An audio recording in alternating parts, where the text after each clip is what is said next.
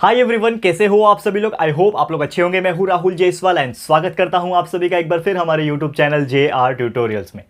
Friends, आज ये जो वीडियो बना रहा हूं ना, specially for 9th standard students के लिए बना रहा हूं एंड बाकी के स्टूडेंट्स भी ये वीडियो को देख सकते हैं। और आपको मैं बताना चाहूंगा 9th स्टैंडर्ड के अलावा जो बाकी स्टूडेंट्स हैं 7वीं 8वीं के हो गए या फिर 10th standard 11th standard 12th standard के हो गए, तो टेंशन मत लो, आप सभी के लिए ये एडवाइस वाली वीडियोस डेफिनेटली आएगी। और ये जो टॉपिक है हमारा माय सिंपल एडवाइस, क्योंकि यार बहुत ही साधारण सा एक एडवाइस आपको देने जा रहा हूं, लेकिन वो साधारण सिर्फ बोलने के लिए है। और ये एक ऐसा टॉपिक है, अगर आप इसको ध्यान लगा के ये वीडियो को एंड तक देख लेते हो ना, तो ट्रस्ट मी, आपको कुछ ऐसी ऐसी चीजें पता चलेगी जो आप लोग को अपने 9th स्टैंडर्ड में बिल्कुल फोकस करने की जरूरत है। और अगर आप इस चीज को फोकस कर लेते हो तो डेफिनेटली आप जो भी चीज अचीव करना चाहते थे अपने 9th स्टैंडर्ड में, चाहे वो परसेंटेज हो चाहे वो रैंक हो, वो आप डेफिनेटली निकाल सकते हो। कुछ गलती मैंने भी अपने 9th स्टैंडर्ड में की थी, तो वो स्टोरी भी मैं लेकर आया हूं, माई स्टोरी। इसमें भी आपको वो चीज बताऊंगा और आपको क्या करने की जरूरत है, क्या नहीं करने की जरूरत है, पूरा पैटर्न पूरा 9th स्टैंडर्ड के स्टूडेंट्स के लिए मैं बताने जा रहा हूं। तो जो भी बच्चा इस वक्त इस ईयर में 2022 में 9th स्टैंडर्ड में आ चुका है, तो ये वीडियो को जरूर से एंड तक देख लेना, आप लोग के लिए बहुत ज्यादा यूजफुल और बहुत ज्यादा इंफॉर्मेटिव वीडियो होने वाला है। ठीक है दोस्तों, तो चलिए इस वीडियो की शुरुआत करते हैं। तो टॉपिक जो है हमारा आज का, जो कि है my simple advice to all the 9th standard students. बाकी स्टूडेंट्स के लिए डेफिनेटली आएंगे और ऐसे कई सारे वीडियोस हमारे चैनल के ऊपर प्रेजेंट है, जिसमें हमने कई सारे अलग अलग टॉपिक्स के ऊपर बात की है, जो आपके लिए करियर के लिए भी इंपॉर्टेंट है, आपके एकेडमिक्स के लिए भी इंपॉर्टेंट है, आपके पढ़ाई के लिए और आपके कंसेप्चुअल नॉलेज के लिए इंपॉर्टेंट है। और जितने भी syllabus wise lecture wise videos है, हर स्टैंडर्ड के लिए आपका हर चैप्टर का वीडियोस अवेलेबल है, आप पढ़ाई करते रहिए, कोई चिंता वाली बात नहीं है। लेकिन ये वीडियो कुछ डिफरेंट है, थोड़ा सा अलग वीडियो है, जिसमें हम आपको कुछ चीजें एक्सप्लेन कर रहे हैं जो आपको ध्यान में रखने की जरूरत है जब आप 9th स्टैंडर्ड में होंगे। ठीक है, तो सबसे पहली बात ये, मैं आशा करता हूं, उम्मीद रखता हूं कि आप लोग 8th स्टैंडर्ड का एग्जाम पास आउट करके 9th स्टैंडर्ड में आ चुके हैं और आप सभी के रिजल्ट जो आए होंगे वो बहुत अच्छे आए होंगे। 8th स्टैंडर्ड आपका बहुत अच्छी तरीके से आपने पढ़ाई किया होगा, आपने हमारे वीडियोस भी देखे होंगे, तो बहुत अच्छा लगता है दोस्तों जब हमें प्यार देते हो आप लोग, और ऐसे ही प्यार दिखाते रहो आगे, हम आपको डेफिनेटली अपनी मंजिल पे पहुंचा के रहेंगे। ठीक है, तो उम्मीद करता हूं कि आप लोग का 8th स्टैंडर्ड बहुत ही अच्छा रहा होगा। ठीक है, और आप सभी ने 8th स्टैंडर्ड का जो कंसेप्ट है वो बहुत अच्छी तरीके से क्लियर भी किया होगा, ये मैं ऐसा उम्मीद करके चलता हूं। मुझे कमेंट करके जरूर से बताना कि आपका 8th स्टैंडर्ड कैसा गया, रिजल्ट्स कैसे आए, कितने कितने परसेंटेज आपको मिले, कहां से आपने पढ़ाई की। ठीक है, हमारे चैनल के वीडियोस आपने 8th स्टैंडर्ड में जब थे आपने देखा कि नहीं देखा, वो सब प्लीज हमें कॉमेंट करके जरूर से बताइए, ताकि हम लोग को पता चल जाए। ठीक है, अब आगे बढ़ते हैं। बट अभी आप 8th स्टैंडर्ड में नहीं हो, अब आप आ चुके हो 9th स्टैंडर्ड में। तो मैं ये मान के चलता हूं जब आप 9th स्टैंडर्ड में आ चुके हो, तो आपका जो 8वीं का पढ़ाई जो आपने किया था 8th स्टैंडर्ड में जब थे आप, और वहां पे जो पढ़ाई किया था, और अब जो 9th स्टैंडर्ड में आ गए हो, कुछ लोगों ने तो पढ़ाई स्टार्ट भी कर दी होगी हमारे चैनल के थ्रू, हमारे वीडियोस जो 9th स्टैंडर्ड के लिए प्रेजेंट है उससे पढ़ाई कर दी होगी। लेकिन जिन्होंने शुरुआत नहीं की है या फिर उनको नहीं पता है, तो मैं आपको बता दूं 8th standard and 9th standard के पढ़ाई में बहुत ज्यादा अंतर है, बहुत ज्यादा डिफरेंसेस है। मैं ऐसा नहीं बोलूंगा कि जमीन आसमान का फर्क है, लेकिन मैं बोलूंगा yes, there is a very big difference, बहुत ही ज्यादा बड़ा डिफरेंस है, जो आप लोग को पता होना चाहिए और आप उसके अकॉर्डिंगली आपको पैटर्न फॉलो करना चाहिए और आप लोग को स्टडी मटेरियल जो है वो फॉलो करना चाहिए। ठीक है, अब है क्या वो चेंजेस है क्या, तो ज्यादा डिफरेंस तो है, लिटिल बिट डिफरेंस है, लेकिन वो डिफरेंस सबसे पहले पहचानो और उसके ऊपर वर्कआउट करो। जैसे कि एग्जांपल के तौर पे बात करें, आप लोग का 8th स्टैंडर्ड से 9th स्टैंडर्ड में जब आए हो, तो आप लोग के सब्जेक्ट्स चेंज हुए, तो आप बोलोगे सर सब्जेक्ट्स कौन से चेंज हुए, थोड़ा बताओ तो थोड़ा हम लोग को। तो बेसिकली मैं आपको बता दूं, सब्जेक्ट्स आपके वही है। अब जैसे कि आप जब मैथ्स की बात करोगे, तो मैथ्स वहां पे भी है, 8th स्टैंडर्ड में भी मैथ्स था, 9th स्टैंडर्ड में भी मैथ्स है, लेकिन 9th स्टैंडर्ड में जब आप आ गए हो, तो मैथ्स जो है वो अलजेब्रा एंड ज्योमेट्री में डिवाइड हुआ है। पहले ऐसा नहीं था, पहले एक कंबाइंड मैथ्स हुआ करता था, जिसमें अलजेब्रा ज्योमेट्री मिला के चीजें दी हुई थी, लेकिन हमें यह नहीं पता होता था कि इसमें से अलजेब्रा का पार्ट कौन सा है, ज्योमेट्री का पार्ट कौन सा है। ठीक है, तो यहां पे क्लियर कट मैथ्स 1 और मैथ्स 2 दो बुक अलग अलग कर दिया गया है, यानी मैथ्स के आपको अभी दो बुक पढ़ने पड़ेंगे, एक पूरा अलजेब्रा पढ़ना पड़ेगा, एक पूरा ज्योमेट्री पढ़ना पड़ेगा। और ये पूरे चैप्टर्स जितने भी थे अलजेब्रा ज्योमेट्री के हमने कराए हुए हैं, आपको हेल्प होंगे, जाके चेकआउट करते रहना। ठीक है, ये हो गया सबसे पहला पार्ट, क्या कि आपके सब्जेक्ट चेंज हो गए। बाकी साइंस जो है वो वैसे के वैसे ही, लेकिन साइंस थोड़ा सा बड़ा हो गया, अब नॉर्मल पहले जैसा साइंस नहीं है, नॉर्मल 8वीं वाला साइंस कि आपको जस्ट बेसिक पढ़ाया जाएगा। 9th में आ चुके हो तो आपको फिजिक्स पहला चैप्टर आप देखोगे, लॉज ऑफ मोशन।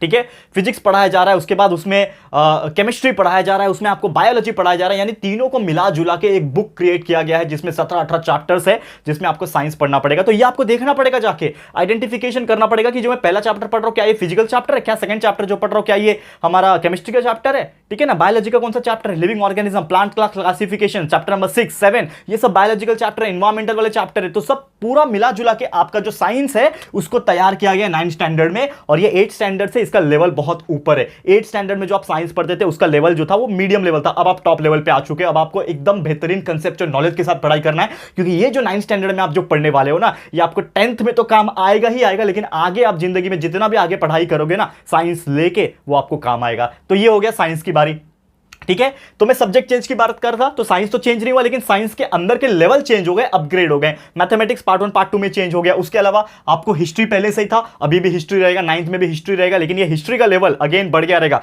आपने 7वीं 8वीं तक क्या पढ़ाई किया है, रिवॉल्यूशन वाला पढ़ाई किया है, शिवाजी महाराज के बारे में पढ़ाई किया है, लेकिन अब 9th स्टैंडर्ड में आओगे, अब इंडियन पॉलिटिक्स के बारे में पढ़ना है। ऐसे कई सारी चीजें आप पढ़ोगे। और एक एक्स्ट्रा चीज आ गया है दोस्तों, अब यहां पे एक एक्स्ट्रा चीज आ गया है, जो कि political science subject. 8th standard में आपने सिविक्स पढ़ा था, ठीक है, सिविक्स पढ़ा था, जो कि नॉर्मल पॉलिटिकल सिस्टम के बारे में बेसिक नॉलेज प्रोवाइड करता है। लेकिन अब पूरा का पूरा सब्जेक्ट आप पढ़ने वाले हो पॉलिटिकल साइंस, यानी कि जो पॉलिटिशियन जो होते हैं वो, उनको पॉलिटिशियन जो होते हैं ना, पॉलिटिकल साइंस उनको पढ़ना पड़ता है, वो आप अभी से पढ़ रहे हो 9th स्टैंडर्ड में। तो सोचो कितना ज्यादा अपग्रेडेशन आपको दे रहा है 9th स्टैंडर्ड। तो हिस्ट्री पढ़ोगे, साथ में पॉलिटिकल साइंस एक नया सब्जेक्ट ऐड हो गया, ज्योग्राफी पहले से था, हाँ यहाँ पे भी ज्योग्राफी, और बहुत ज्यादा एडवांस ज्योग्राफी पढ़ने वाले हो। और लैंग्वेजेस जो पहले थे, इंग्लिश, हिंदी, मराठी, ये तो रहेंगे ही, ठीक है। यानी कि ये हो गया आपका सब्जेक्ट वाइज चेंज। उसके बाद सिलेबस चेंज हो गया।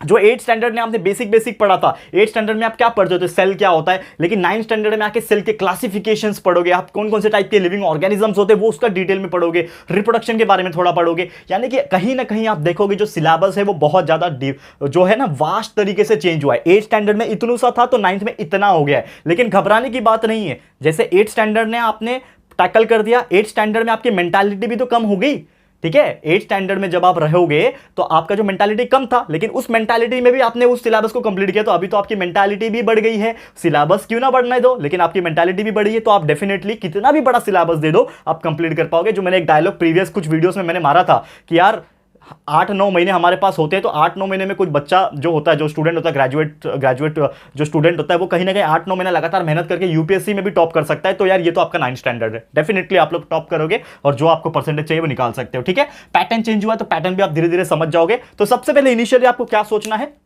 कि आप 8th स्टैंडर्ड में थे, अब उस माइंडसेट को भूल जाओ।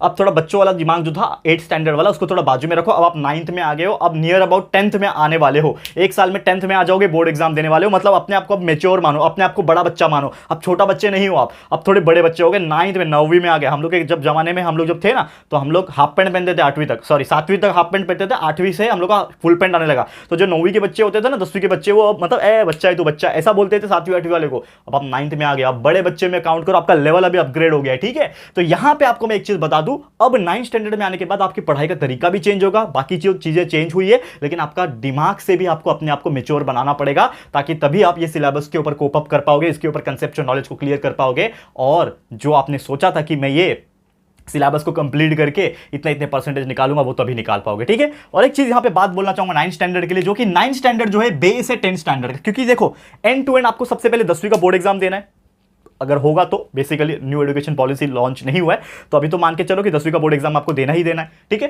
तो 10वीं का बोर्ड एग्जाम देने के पहले 10वीं में जब आओगे तो बहुत सारी चीजें जो है और अपग्रेड होगी। तो अगर आपका 9th स्टैंडर्ड मजबूत रहेगा, जिसको बोलते हैं ना एक बिल्डिंग के नीचे पहले खड्डा किया जाता है, उसके ऊपर पिलर्स डाले जाते हैं अंदर तक, तो आपका जो पिलर जितना स्ट्रांग रहेगा उतना ऊंचा बिल्डिंग आप खड़ा कर सकते हो। तो सेम उसी प्रकार आपका 9th स्टैंडर्ड का जो बेस है, जो फाउंडेशन है, वो मजबूत अगर रहेगा, तभी आपका 10th स्टैंडर्ड बहुत ज्यादा स्ट्रांग होगा और 10th के बोर्ड एग्जामिनेशन में आप टॉप कर पाओगे, ठीक है। तो ये माइंडसेट लेके चलो, एक साल का प्रिपरेशन नहीं कर रहे हैं, अगले 2 साल का यहां पे फ्यूचर देख के चलो कि यार मैं 9वीं अच्छे से पढ़ूंगा ना, तब जाके मेरा 10वीं अच्छा जाएगा, और 10वीं अच्छा जाएगा तभी मेरे को कोई अच्छे कॉलेज में 11th में एडमिशन मिलेगा, साइंस लूंगा, कॉमर्स लूंगा, जो भी लूंगा, तब जाके मेरे को ग्रेजुएशन मिलेगा, तब जाके मैं अच्छा जॉब करूंगा। तो ऐसा फ्यूचर डिसाइड करो। सिर्फ ये नहीं है कि 8वीं पढ़ के खत्म करना है, रिजल्ट लाना है, बस ऐसा नहीं है। आगे का प्लानिंग करके चलो, ये स्टेप बाय स्टेप प्रोसेस होता है दोस्तों। एक जगह चढ़ के रुक नहीं जाना है, हमको कंटिन्यूसली आगे बढ़ते रहना अपनी जिंदगी में। जिंदगी में कोई भी फुल स्टॉप नहीं होता, कॉमा जरूर आता है, लेकिन फुल स्टॉप सीधा एंड में होता है जब हम ऊपर जा रहे होते हैं, करेक्ट है। तो यहां पे फुल स्टॉप नहीं आएगा, कॉमा आएगा, तो कभी फुल स्टॉप मत लेना, चलते जाना चलते जाना चलते जाना, सक्सेस मिलती जाएगी रास्ते में, ठीक है। चलो, और एक पॉइंट यहां पे क्या लाया, 9th तो है आपके 10th का बेस, तो इसी हिसाब से आपको पढ़ाई करना है। दूसरा चीज, आपको ये 9th को लाइटली नहीं लेना है। बहुत सारे बच्चे क्या करते हैं, एकदम लाइटली लेते हैं इसको। क्या, अरे यार 9th ही तो है, अगले साल देखेंगे, अगले साल 10th है, 9th से क्या मतलब है। 9th में कैसे भी खींच काच के बस 10वीं में पास हो जाएंगे, 10वीं में चले जाएंगे, फिर 10वीं का प्रिपरेशन अच्छे से करेंगे। तो ये होती है कुछ बच्चों की मेंटालिटी। मेरे पास कुछ स्टूडेंट्स आते थे मेरे घर पे, मेरे बाजू में ही रहते हैं, तो घर पे मेरे को भैया बोलते थे, तो आके थोड़ा आधा घंटा 1 घंटा में से रोज शाम को सीख के जाते थे। मैं उनको फ्री ऑफ कॉस्ट पढ़ाता था। आज भी जाके देखो जहाँ पे मैं रहता हूँ, ठीक है, वहाँ पे मैं बच्चों को फ्री में पढ़ा देता हूँ, ठीक है। 2-4 बच्चे आते हैं, ज़्यादा लेता नहीं हूँ, 2-4 बच्चे जो मेरे खास हैं, जो आसपास के रहते होंगे, उनको मैं फ्री में पढ़ा देता हूँ, कोई परेशानी नहीं है, ठीक है। डाउट्स पूछने आते हैं तो मैं उनको एक चीज़ बोलता था। एक बच्चा था 9th स्टैंडर्ड का, मेरे को बोलता था कि सर क्या करना है भैया, ठीक है ना भैया, क्या करना है, 90 तो है, अरे भैया बस इतना मुझे बता दो कि मैं 40-50 मार्क्स ला दूँ, 100 में से 40% 50% मार्क्स ला दूं, मेरा काम हो जाएगा, मैं तो 10वीं में चला जाऊंगा, फिर 10वीं में देखूंगा अगले साल अच्छे से पढ़ाई करूंगा। मैंने यार ऐसा आप मेंटालिटी लेके अगर चलोगे, ठीक है, मैंने कहा उससे कि अगर आप ऐसा मेंटालिटी लेके चलोगे तो आप 10वीं में पहुंच तो जाओगे, लेकिन 10वीं में जो आप अचीव करना चाहोगे ना, वो नहीं कर पाओगे। आपकी जो कंसेप्चुअल नॉलेज है वो पीछे रह जाएगी, बहुत अच्छे से क्लियर नहीं रहेगी, तो आप आगे भी अच्छे से नहीं कर पाओगे। तो ये मैंने बात बताई, तब जाके उसने थोड़ा बात मानी और बहुत अच्छे से प्रिपरेशन किया, और 9th में उस बच्चे ने 85% मार्क्स लेकर आया। मतलब बहुत ज्यादा भी हाईफाई नहीं है, लेकिन 85% भी वो एवरेज बच्चा निकाल रहा है, मतलब बहुत बड़ी बात है, ठीक है। अब यहाँ पे वही चीज मैं समझा रहा हूं कि आपको बिल्कुल हल्के में नहीं लेना है, एकदम जितना हो सके, ठीक है, जितना हो सके पढ़ाई करना, क्योंकि अगर आप हल्के में लेते हो तो 10वीं जो है आपको हार्ड लगेगा, और आपको 10वीं हार्ड नहीं महसूस होने देना, क्योंकि 9th में इतना जम के पढ़ाई कर लो कि 10वीं आपको इजी लगने लगे, ठीक है। और आपका जो मेथड है पढ़ने का वो चेंज होना चाहिए। 8वीं तक जो मेथड फॉलो करते हैं वो चेंज होना चाहिए, और method should be totally different. मेरा स्टोरी क्या है मैं जब बताता हूं आपको, मैं कैसे फॉलो करता था 9th स्टैंडर्ड की। मैं इनिशियली बात करूं तो मैं आपको बता दूं, मेरा स्टोरी है, मैंने कई सारे वीडियोस में भी बताया होगा कि ये जो -3 कितना होता है, -6 होता है। ये आप लोग बता सकते हो क्योंकि मैंने इतने बार पढ़ा है। लेकिन मैं आपको बता दूं, जब मैं 9th स्टैंडर्ड में आ चुका था दोस्तों, मुझे ये सॉल्व करने नहीं आता था। -3 होता है, ये आज ही मैंने एक वीडियो बनाया। 6th स्टैंडर्ड के स्टूडेंट्स को मैं ये चीज सिखा रहा हूं। सोचो, मैं जब मैं 9th में था तो मुझे ये सॉल्व करने नहीं आता था, लेकिन आज मैं अपने वीडियोस के थ्रू 6th स्टैंडर्ड के बच्चों को ये सिखा रहा हूं, ताकि आप लोग पहले सीख जाओ। और उनको टॉपिक भी है ये वाला, लेकिन मैं थोड़ा और एडवांस लेवल पे पढ़ाता हूं हर एक बच्चों को। जितना मेरे पास नॉलेज है वो भी बता देता हूं, ताकि यार वो लोग पहले से ही अपना मेंटालिटी को बढ़ा के चले, तब जाके वो लोग आगे दुनिया से कदम मिला के चल पाएंगे। करेक्ट है? तो सोचो, जो मेरा स्टोरी मैं बता रहा हूं, मैं जब 9th में था मुझे ये सॉल्व करने नहीं आता था। मैं जस्ट पास होता था मैथमेटिक्स सब्जेक्ट में, ठीक है। साइंस तो मेरा थोड़ा ठीक था, लेकिन मैथमेटिक्स जैसे सब्जेक्ट में मैं जस्ट पास होता था, ठीक है। और आप देख सकते हो दोस्तों कि 9th में जो बच्चा, यानी मैं, जस्ट पास होता था मैथमेटिक्स में, आज लाखों स्टूडेंट्स को मैथ्स पढ़ा रहा हूं दोस्तों, है कि नहीं। तो ये मेरे लिए भी बहुत प्राउड मोमेंट वाली बात है कि एक टाइम पे मुझे मैथ से डर लगता था 9th स्टैंडर्ड तक, आज मैं वो सब्जेक्ट को लाखों बच्चों के सामने ऑनलाइन प्लेटफॉर्म पे टीच कर रहा हूं। ये मेरे लिए बहुत ज्यादा फक्र की बात है, ठीक है। और उम्मीद करता हूं कि आपको भी हमारा टीचिंग स्टाइल पसंद आता होगा, और डेफिनेटली आप उस चीज़ को पसंद करते होंगे, ठीक है ना। और ये मेरे लिए बहुत अच्छी बात है। मैं मानता हूं कि यार मैंने कुछ ना कुछ अपने लाइफ में मतलब किया है जो मुझे बहुत अच्छा लगता है, और मेरे स्टूडेंट्स मेरे साथ है, मेरे JR फैमिली के जो प्यारे बच्चे हैं वो मेरे साथ है, और मुझे दुआ देते हैं, ब्लेसिंग्स देते हैं, वो मेरे लिए बहुत अच्छा लगता है, ठीक है। चलो, ये सब बातें तो होती रहेगी, लेकिन मेरी स्टोरी पे कंटिन्यू करता हूं। तो मैंने क्या किया, मेरा स्ट्रैटेजी क्या रहा, जब मुझे ये सब चीज़ नहीं आ रहा था तो मेरी एक टीचर थी। उन्होंने बोला कि पहली बात तो तू ट्यूशन जाता नहीं है, ठीक है। मैं ट्यूशन नहीं जाता था क्योंकि मेरे पास पैसे नहीं होते थे पढ़ने के, ठीक है। तो ट्यूशन तू जाता नहीं है, करेक्ट है। तू एक काम कर, रोज 1 घंटा मैथमेटिक्स जैसे सब्जेक्ट के लिए रोज 1 घंटा टाइम निकाल, और खुद ही इसको सेल्फ प्रैक्टिस किया कर। वो टाइम पे कोई यूट्यूब चैनल वगैरह होता नहीं था, ठीक है ना। आप जैसे लकी तो मैं था नहीं कि JR ट्यूटोरियल्स है, ठीक है। तो वो टाइम पे मैं लिटरली वो टीचर की बात माना और खुद से प्रैक्टिस करने लगा। कुछ डाउट्स आता तो मेरे पापा से पूछता, मेरे एक अंकल थे उनसे पूछता, तो धीरे धीरे करके वो मुझे समझ में आने लगी। तो यानी कि जो मैं 8th स्टैंडर्ड में बस बुक लेके बैठता रहता था, और मेरे पापा ने जो सुबह इवनिंग का 6:30 से 8:30 का एक टाइमिंग बनाया था कि 6:30 से 8:30 तेरे को पढ़ाई करना है, तो मैं क्या करता था, 6:30 से 8:30 सिर्फ जो है बुक लेके बैठा रहता था। 8:30 कब बजेगा, 8:30 कब बजेगा, ऐसा इंतजार करता था। तो बस नाम के लिए पढ़ता था, और मार्क्स भी ठीक ठाक आ जाते थे, ऐसा नहीं है, 70-80% तो आराम से आते थे मेरे। लेकिन 9th में आके मैंने रियलाइज किया कि यार दूसरों को बेवकूफ बनने के कुछ काम नहीं है, अपने लिए पढ़ना है, किसी और के लिए नहीं पढ़ना है, अपने लिए पढ़ना है। तो मैंने रोज सीरियसली पढ़ाई करना शुरू किया, और 9th में ये जो 1-1 घंटा जो एक्स्ट्रा मैथ्स में जो मैंने मेहनत किया था ना, उसी के बदौलत मैं आपको बता दूं कि 9th स्टैंडर्ड में तो मैंने बहुत अच्छे मार्क्स निकाला, लेकिन 10th में जब आ चुका था तो 10th में 150 मार्क्स का पेपर था, 150 में से 148 मार्क्स मुझे मिले, ठीक है। 148 मार्क्स मिले, मतलब I was the topper of mathematics, combined topper बोल सकते हैं। और भी लोगों को मिले थे, लेकिन उसमें से मैं भी एक था। मुझे बहुत अच्छा लगा दोस्तों, क्योंकि जो चीज से मुझे डर लगता था उसको मैंने टैकल कर लिया। किससे किया? अपनी मेहनत से, अपने लगन से दोस्तों। और ये आप लोग भी कर सकते हो दोस्तों। सच में बोल रहा हूं कि आप लोग अगर हमारे वीडियोस देखते हो, हमने तो अपनी तरफ से पूरा मेहनत कर दिया, और आप लोग के लिए पूरा कंटेंट डाल के रखा हुआ है, पूरा मैथ्स, पूरा अलजेब्रा, ज्योमेट्री, साइंस 1, साइंस 2, जो भी ये सब चीज डाल के रखा है। बस आपको वीडियोस देख के कंसेप्चुअल नॉलेज को क्लियर कर देना, और खुद का सेल्फ प्रैक्टिस करना है। रोज आधा घंटा 1 घंटा मेरे जैसा सेल्फ प्रैक्टिस करो, देखो अपने आप को कहां चेंजेस पाओगे, कहां टॉप लेवल पे पाओगे। और जो चीज से आपको डर लग रहा होगा ना, चाहे साइंस हो, मैथ्स हो, ज्योमेट्री हो, कोई भी चीज हो ना, वो आपको नहीं लगेगा। एक बार कोशिश करके देखना दोस्तों, कोशिश करने वाले की कभी हार नहीं होती, ठीक है। तो ये था मेरा छोटा सा स्टोरी, कैसे मैंने अपने आप को इंप्रूव किया और क्या मेथोडोलॉजी आपको चेंज करने की जरूरत है, ठीक है। और ज्यादा डिटेल में चाहिए मेथोडोलॉजी और क्या फॉलो कर सकते हो प्लीज मुझे कमेंट करना, मैं वीडियो बनाऊंगा अलग से, ठीक है। अब यहां पे कंसेप्ट जो है नाइन्थ में जो मैं बात करूं, नाइन्थ में कंसेप्ट आपके लिए ज्यादा इंपॉर्टेंट है। लोग रट्टा मारते हैं, मैंने उसको एक नाम दिया था रट्टाफिकेशन। रट्टाफिकेशन मतलब there are so many students जो सिर्फ बुक लेके बड़ करके याद कर लेते हैं उसको, कुछ भी हो जाए, मैथ्स के फॉर्मूला, मैथ्स के क्वेश्चंस को भी नंबर बाय नंबर याद कर लेते हैं, जो कि टोटली डिफरेंट है, टोटली गलत है। मुझे एक बात बताओ, एक मैथ्स का क्वेश्चन को आप एकदम रट्टा मार के एग्जाम में अगर वही आएगा तो सॉल्व कर पाओगे, लेकिन एग्जाम में अगर वो नंबर को चेंज कर दिया जाए तो आप सॉल्व नहीं कर पाओगे। आपने जो रट्टा मारा था वही लिख के आओगे तो गलत हो जाएगा। तो ये बहुत सारे मेरे फ्रेंड्स थे वो करते थे, लेकिन थैंक गॉड मैंने ये चीजें नहीं अप्लाई की। और मैं मेरे स्टूडेंट्स को भी यही बोलूंगा कि आप लोग कंसेप्ट को समझो, मेथड समझो, फॉर्मूला समझो, उसमें कैसे वैल्यूज डालते हैं वो समझो, जो हम पूरा वीडियोस के थ्रू कंसेप्चुअल नॉलेज जो देते हैं वो समझो। एक बार समझ जाओगे, कोई भी एग्जाम्पल, किसी तरीके का भी एग्जाम्पल, कोई भी नंबर्स का एग्जाम्पल डाल दो उसमें, आप उसको बिंदास सॉल्व करके दिखा सकते हो। तो ये चीज फॉलो कर लेना, क्योंकि आपके लिए कंसेप्ट और मेथोडोलॉजी ज्यादा इंपॉर्टेंट होगा और मैं यही अपने स्टूडेंट्स को सिखाता हूं, ठीक है। और एक चीज, नाइन्थ इज डायरेक्टली प्रोपोर्शनल, ये सिंबल देख रहे हो, डायरेक्टली प्रोपोर्शनल का सिंबल है, पढ़ा होगा आपने। तो ninth is directly proportional to tenth, यानी जैसा नाइन्थ जाएगा वैसा ही टेंथ जाएगा। नाइन्थ खराब गया तो समझ लो टेंथ भी कुछ खास नहीं जाएगा, ठीक है, अनलेस एंड अनटिल आप बहुत ज्यादा मेहनत क्यों ना करो, ठीक है। लेकिन अगर आपने मेहनत किया नाइन्थ में तो टेंथ में उसका रिजल्ट आपको डेफिनेटली मिलेगा। And if you want to become a topper tenth के अंदर, अगर आपने सोचा है कि मुझे टेंथ बोर्ड में भी टॉप करना है, नाइन्थ में तो हो जाओगे लेकिन टेंथ में भी करना है ना, तो start focusing from 9th standard onward. जितना हो सके 9th से ही पढ़ाई पे जोर लगा दो, जितना हो सके पढ़ाई पे डाल दो। और सिर्फ मैं अलजेब्रा, ज्योमेट्री जैसे साइंस जैसे सब्जेक्ट की बात नहीं कर रहा हूं, मैं बात कर रहा हूं हिस्ट्री, पॉलिटिकल साइंस, ज्योग्राफी जैसे सब्जेक्ट की, क्योंकि ये सब चीज को लोग इग्नोर करते हैं। पूछ दो किसी को अगर कि क्या हुआ था इंटरनल अफेयर्स में, क्या हुआ था, इंडिया को इंडिपेंडेंस कब मिला था, इस प्रकार के बहुत सारे हिस्टोरिकल क्वेश्चन, ज्योग्राफिकल क्वेश्चन पूछ दो, पॉलिटिकल साइंस वाले क्वेश्चन पूछ दो, उनको नहीं आएगा क्योंकि वो लोग ने सिर्फ रट्टा मारा था। लेकिन उसको समझो, पूरा स्टोरी वाइज वीडियोस हमने बनाया हुआ है हमारे हिस्ट्री, पॉलिटिकल साइंस, ज्योग्राफी के ऊपर, हमारे चैनल के ऊपर जाके वो भी आप सुन सकते हो वीडियोस, बहुत मजा आएगा आपको देखने में वो सब चीजें, ठीक है।